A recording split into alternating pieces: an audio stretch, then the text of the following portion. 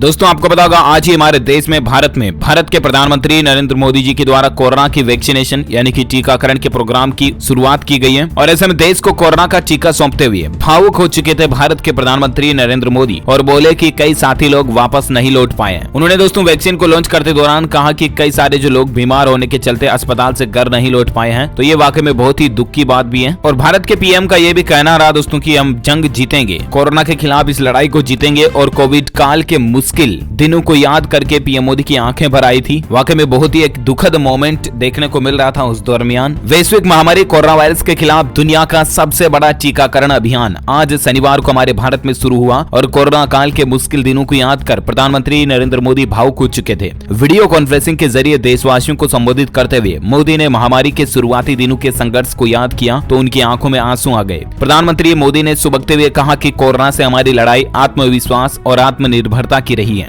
हम लोग कोरोना के खिलाफ जंग जरूर जीतेंगे। मोदी की भरी हुई आंखों से कोरोना संकट के उस मुश्किल वक्त का जिक्र साफ साफ नजर आ रहा था जब भारत के पास कोरोना से लड़ाई का मजबूत इंफ्रास्ट्रक्चर नहीं था। पीएम मोदी ने सुबकते हुए कहा कि कोरोना से हमारी लड़ाई आत्मविश्वास और आत्मनिर्भरता की रही है और हम इस लड़ाई को जरूर जीतेंगे। जी हाँ, और इस दरमियान दोस्तों हेल्थ वर्कर्स को याद करके पीएम मोदी की आंखें भर आई थी। उन्होंने कहा कि सैकड़ों साथी ऐसे हैं जो कभी अपने घर वापस नहीं लौटे हैं। उन्होंने एक एक जीवन को बचाने के लिए अपना जीवन आहूत कर दिया। इसलिए आज कोरोना का पहला टीका स्वास्थ्य सेवा से जुड़े लोगों को लगाकर एक तरह से समाज अपना ऋण चुका रहा है। संघर्ष के दिन और एकजुटता की ताकत को भी याद किया। पीएम मोदी ने कहा कि मुझे याद है जब देश में जब भारतीयों की जांच करने के लिए मशीनें कम पड़ रही थी ना, तो भारत ने वहां पूरी लैब ही भेज दी ताकि वहां से भारत आ रहे लोगों को टेस्टिंग की दिक्कत ना हो। भारत ने इस महामारी से जिस प्रकार से मुकाबला किया उसका लोहा आज पूरी दुनिया मान रही है। केंद्र और राज्य सरकारें, स्थानीय निकाय और हर सरकारी संस्थान, सामाजिक संस्थाएं कैसे एकजुट होकर के आखिर देशवासी साथ मिलकर के हमने कोरोना की लड़ाई लड़ी। और ऐसे में दोस्तों आज ही भारत में तकरीबन 3 लाख लोगों को ये कोरोना का टीका लगेगा, तो ये वाकई में अच्छी बात है। और पीएम मोदी ने यह भी कहा कि कोरोना की वैक्सीन के 2 डोज जरूरी हैं। भूल से भी आखिर दोस्तों वैक्सीनेशन शुरू करते समय पीएम मोदी ने 5 अहम बातें बताई जो आपके लिए जानना जरूरी हो जाती हैं। कौन कौन सी बातें? एक तो सबसे पहले 3 करोड़ लोगों को वैक्सीन लगाई जाएगी, जिसमें सुरक्षा बल, पुलिस कर्मी, सफाई कर्मचारी, मेडिकल स्टाफ, पैरामेडिकल कर्मचारी, नर्सेज, डॉक्टर्स वगैरह वो हैं, ठीक है ना।